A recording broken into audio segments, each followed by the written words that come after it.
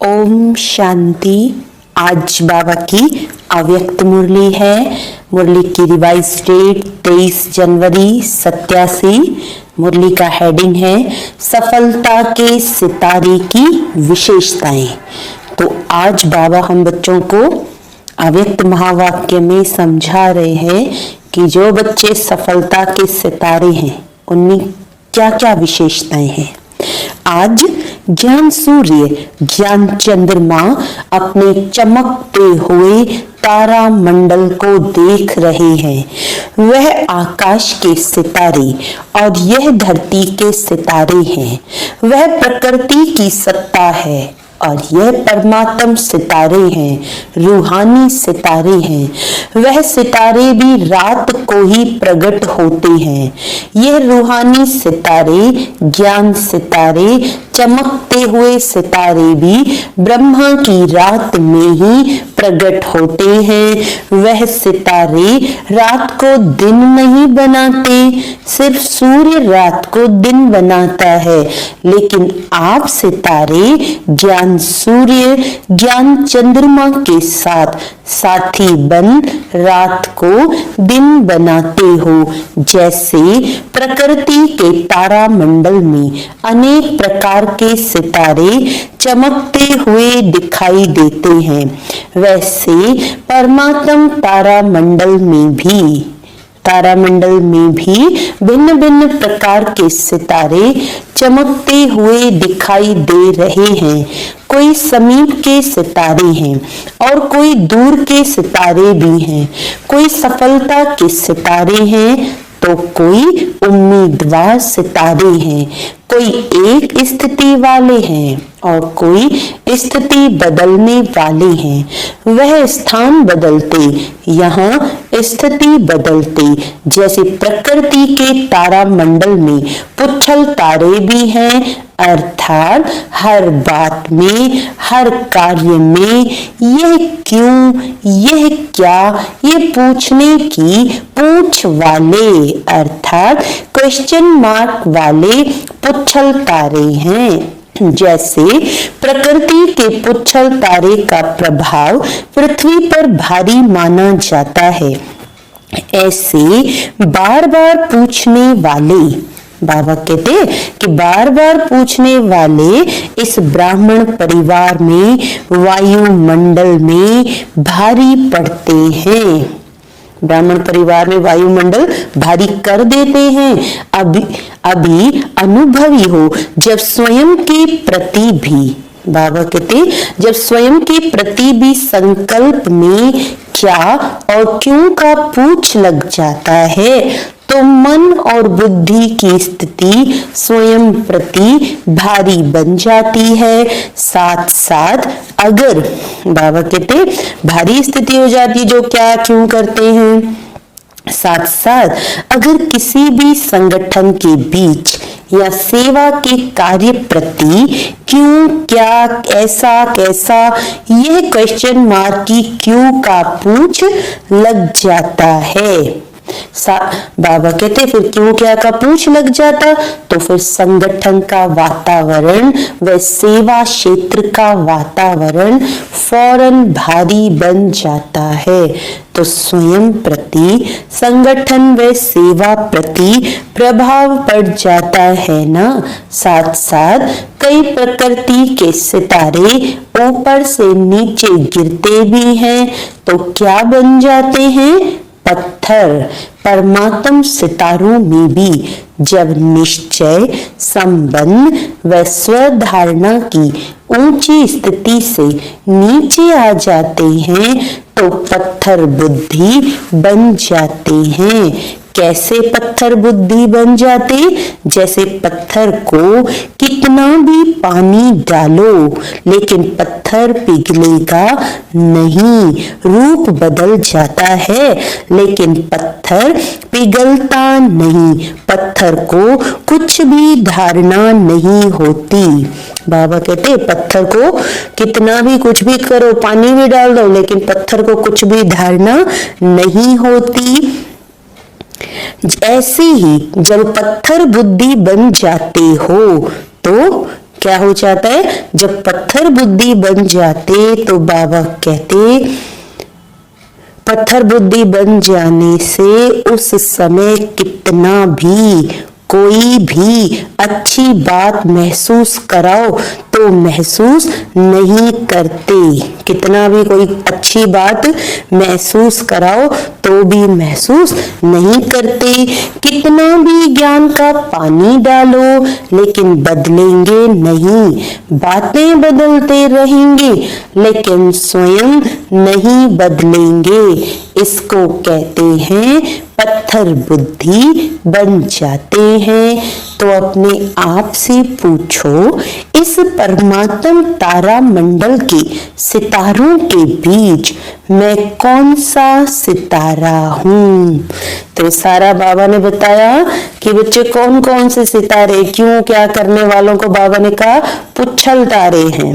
तो अपने आप को देखना है, सबसे श्रेष्ठ सितारा है सफलता का सितारा, सफलता का सितारा अर्थात जो सदा स्वयं की प्रगति में सफलता को अनुभव करता रहे, अर्थात अपने पुरुषार्थ की विधि में सदैव सहज सफलता अनुभव करता रहे। सफलता के सितारे संकल्प में भी स्वयं के पुरुषार्थ प्रति भी कभी पता नहीं ये होगा या नहीं होगा, कर सकेंगे या नहीं कर सकेंगे, ये असफलता का अंश मात्र भी नहीं होगा। जैसे स्लोगन है, सफलता जन्म सिद्ध अधिकार है, ऐसे वह स्वयं प्रति सदा सफलता के रूप, अधिकार के रूप में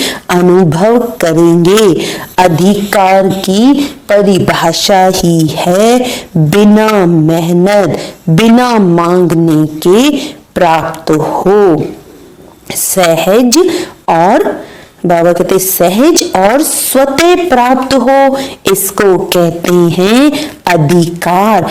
ऐसे ही एक स्वयं प्रति सफलता, दूसरा अपने संबंध संपर्क में आते हुए, चाहे ब्राह्मण आत्माओं के, चाहे लौकिक परिवार, लौकिक कार्य के संबंध में, सर्व संबंध संपर्क में, संबंध में आते, संपर्क में आते, कितनी भी मुश्किल बात को सफलता के अधिकार के आधार से सहज अनुभव करेंगे, अर्थात सफलता की प्रगति में आगे बढ़ते जाएंगे। हाँ, समय लग सकता है लेकिन सफलता का अधिकार प्राप्त होकर ही रहेगा। ऐसे स्थूल कार्य व अलौकिक सेवा का कार्य, अर्थात स्थूल कार्य या अलौकिक सेवा का कार्य, अर्थात दोनों क्षेत्र के कर्म में सफलता के निश्चय बुद्धि विजयी रहेंगे। कहां कहां परिस्थिति का सामना भी करना पड़ेगा, व्यक्तियों का सहन भी करना पड़ेगा, लेकिन यह सहन करना उन्नति का रास्ता बन जाएगा।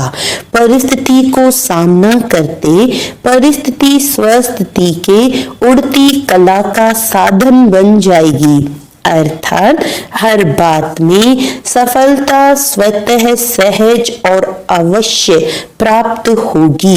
सफलता का सितारा उसकी विशेष निशानी है, कभी भी स्व की सफलता का अभिमान नहीं होगा, वर्णन नहीं करेगा, अपने गीत नहीं गाएगा, लेकिन जितनी सफलता उतना नम्र चित्त, निर्मल स्वभाव, निर्माण स्वभाव होगा और दूसरे उसके गीत गाएंगे, लेकिन वह स्वयं सदा बाप के गुण गाएगा।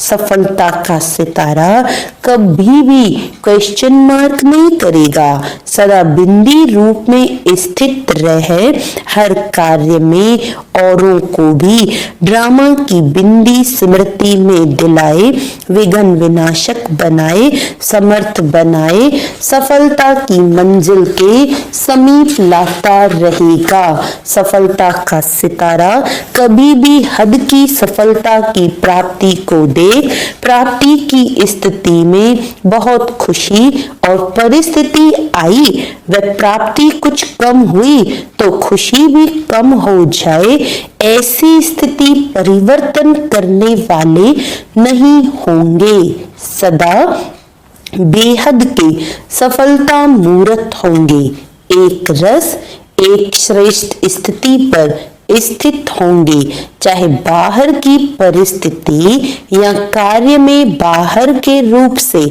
औरों को असफलता अनुभव हो, लेकिन सफलता का सितारा असफलता की स्थिति के प्रभाव में न आकर सफलता के स्वस्थिति से असफलता को भी परिवर्तन कर लेगा। यह है सफलता के सितारे की विशेषताएं। अभी अपने से पूछो कि मैं कौन हूं? सिर्फ उम्मीदवार हूं या सफलता स्वरूप हूं? उम्मीदवार बनना भी अच्छा है, लेकिन सिर्फ उम्मीदवार बन चलना, प्रत्यक्ष सफलता का अनुभव न करना, इसमें कभी शक्तिशाली कभी दिल शिकस्त ये नीचे ऊपर होने का ज्यादा अनुभव करते हैं। जैसे कोई भी बात में अगर ज्यादा नीचे ऊपर होता रहे तो थकावट हो जाती है ना, तो इसमें भी चलते चलते थकावट का अनुभव दिल शिकस्त बना देता है। तो ना उम्मीदवार से उम्मीदवार अच्छा है, लेकिन सफलता स्वरूप का अनुभव करने वाला सदा श्रेष्ठ है। अच्छा सुना तारामंडल की कहानी। सिर्फ मधुबन का हाल तारामंडल नहीं है। बाबा कह रहे सिर्फ जो भी मधुबन के हॉल में बच्चे बैठे यही तारामंडल नहीं, लेकिन ब्राह्मण संसार तारामंडल है। अच्छा सभी आने वाले नए बच्चे नए भी हैं और पुराने भी बहुत है, क्योंकि अनेक कल्प के हो तो अति पुराने भी हो। तो नए बच्चों का नया उमंग उत्साह मिलन मनाने का ड्रामा की नोंद प्रमाण पूरा हुआ। बहुत उमंग रहा ना, जाएं जाएं इतना उमंग रहा जो डायरेक्शन भी नहीं सुना। मिलन की मस्ती में मस्त थे ना, कितना कहा कम आओ तो कोई ने सुना। बाप दादा ड्रामा के हर दृश्य को देख हर्षित होते हैं कि इतने सब बच्चों को आना ही था, इसीलिए आ गए हैं। सब सहज मिल रहा है ना, मुश्किल तो नहीं है ना। ये भी ड्रामा अनुसार समय प्रमाण रिहर्सल हो रही है। सभी खुश होना, मुश्किल को सहज बनाने वाले होना, हर कार्य में सहयोग देना, जो डायरेक्शन मिलते हैं उसमें सहयोगी बनना, अर्थात सहज बनाना। अगर सहयोगी बनते हैं तो 5000 वर्ष भी 5000 भी समाज जाते हैं, और सहयोगी नहीं बनते अर्थात विधि पूर्वक नहीं चलते तो 500 को भी समाना मुश्किल है। इसीलिए दादियों का ऐसा अपना रिकॉर्ड दिखाकर जाना, दादियों को अपना ऐसा रिकॉर्ड दिखाकर जाना जो सबके दिल से यही निकले कि 5500 के बराबर समाये हुए थे। इसको कहते हैं मुश्किल को सहज करना। तो सबने अपना रिकॉर्ड बढ़िया भरा है ना, सर्टिफिकेट अच्छा मिल रहा है। ऐसे ही सदा खुश रहना और खुश करना, तो सदा ही तालियां बजाते रहेंगे। अच्छा रिकॉर्ड है, इसीलिए देखो ड्रामा अनुसार 2 बार मिलना हुआ है। ये नयों की खातिर ड्रामा अनुसार हो गई ना। अच्छा फिर बाबा ने पार्टियों से मुलाकात की तो बाबा ने कहा, अपने को सदा निर्विघ्न विजयी रतन समझते हो। विघ्न आना ये तो अच्छी बात है, लेकिन विघ्न हार न खिलाए। विघ्नों का आना अर्थात सदा के लिए मजबूत बनाना। विघ्न को भी एक मनोरंजन का खेल समझ पार करना, इसको कहते हैं निर्विघ्न विजयी। तो विघ्नों से घबराते तो नहीं। जब बाप का साथ है तो घबराने की कोई बात ही नहीं। अकेला कोई होता है तो घबराता है, लेकिन अगर कोई साथ होता है तो घबराते नहीं, बहादुर बन जाते हैं।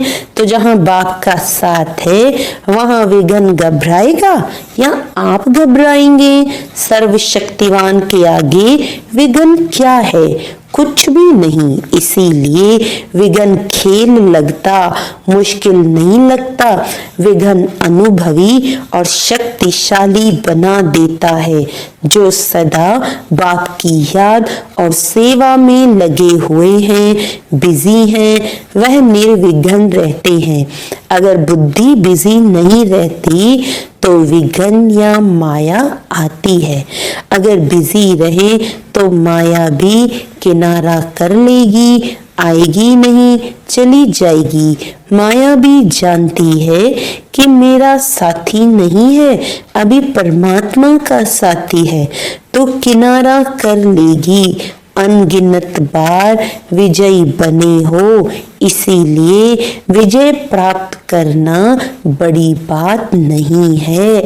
जो काम अनेक बार किया हुआ होता है वह सहज लगता है, तो अनेक बार के विजयी सदा राजी रहने वाले हो ना। माताएं सदा खुश रहती हो, कभी रोती तो नहीं। कभी कोई परिस्थिति ऐसी आ जाए तो रोएंगी, बहादुर हो। पांडव मन में तो नहीं रोते, यह क्यों हुआ, क्या हुआ, ऐसा रोना तो नहीं रोते। बाप का बनकर भी अगर सदा खुश नहीं रहेंगे तो कब रहेंगे? बाप का बनना माना सदा खुशी में रहना।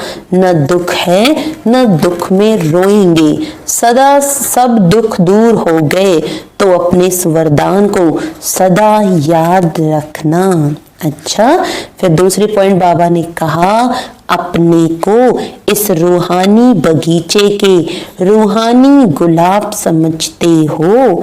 जैसे सभी फूलों में गुलाब का पुष्प खुशबू के कारण प्यारा लगता है, तो वह है गुलाब और आप सभी हैं रूहे गुलाब। रूहे गुलाब अर्थात जिसमें सदा रूहानी खुशबू हो। रूहानी खुशबू वाले जहां भी देखो, जिसको भी देखो तो रूह को देखो, शरीर को नहीं देखो। स्वयं भी सदा रूहानी स्थिति में स्थित रहेंगे और दूसरों की भी रूह को देखेंगे। इसको कहते हैं रूहानी गुलाब। ये बाप का बगीचा है। जैसे बाप ऊंचे ते ऊंचा है, ऐसे बगीचा भी ऊंचे ते ऊंचा है। जिस बगीचे का विशेष श्रृंगार रूहे गुलाब आप सभी हो, और ये रूहानी खुशबू अनेक आत्माओं का कल्याण करने वाली है। आज विश्व में जो भी मुश्किलातें हैं उसका कारण ही है कि एक दो को रूह नहीं देखते। देह अभिमान के कारण सब समस्याएं हैं। देही अभिमानी बन जाएं तो सब समस्याएं समाप्त हो जाएं। तो आप रूहानी गुलाब विश्व पर रूहानी खुशबू फैलाने के निमित्त हो। ऐसे सदा नशा रहता है, कभी एक कभी दूसरा नहीं, सदा एक रस स्थिति में शक्ति होती है। स्थिति बदलने से शक्ति कम हो जाती है।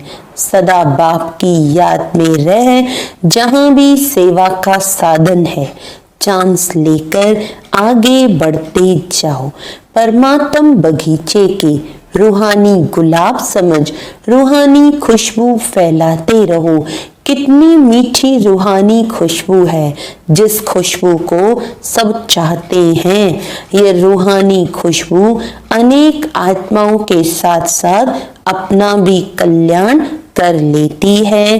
बाप दादा देखते हैं कि कितनी रूहानी खुशबू कहां कहां तक फैलाते रहते हैं। जरा भी कहां देह अभिमान मिक्स हुआ तो रूहानी खुशबू ओरिजिनल नहीं होगी। सदा इस रूहानी खुशबू से औरों को भी खुशबूदार बनाते चलो। सदा अचल हो, कोई भी हलचल हिलाती तो नहीं। कुछ भी होता है सुनते देखते थोड़ा भी हलचल में तो नहीं आ जाते। जब नथिंग न्यू है तो हलचल में क्यों आए।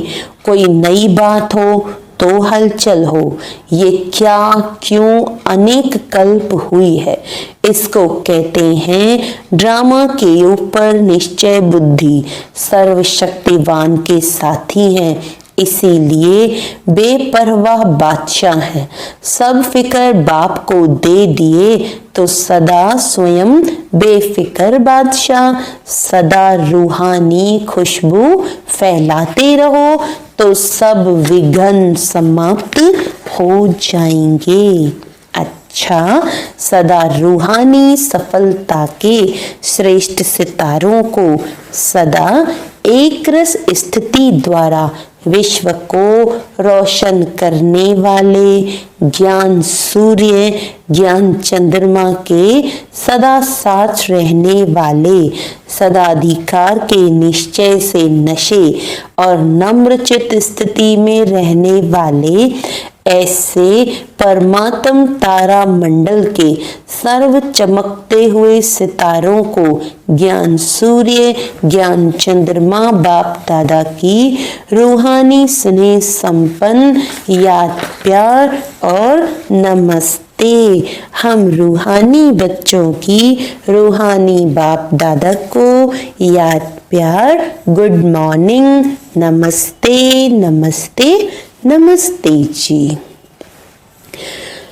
तो ये सुने हमने अपने प्यारे बाबा की अव्यक्त महावाक्य। तो अपने को देखना है कि हम कौन से सितारे हैं। आज बाबा ने वरदान में कहा है प्रत्यक्षता के समय को समीप लाने वाले। प्रत्यक्षता के समय को समीप लाने वाले सदा शुभ चिंतक और स्वचिंतक भव। सेवा में सफलता का आधार है शुभ चिंतक वृत्ति, क्योंकि आपकी यह वृत्ति आत्माओं की ग्रहण शक्ति व जिज्ञासा को बढ़ाती है। इससे वाणी की सेवा सहज सफल हो जाती है और स्व के प्रति स्वचिंतन करने वाली स्वचिंतक आत्मा सदा मायाप्रूव किसी की भी कमजोरियों को ग्रहण करने से व्यक्ति व वैभव की आकर्षण से प्रूफ हो जाती है। तो अब जब ये दोनों वरदान प्रैक्टिकल जीवन में लाओ तब प्रत्यक्षता का समय समीप आए।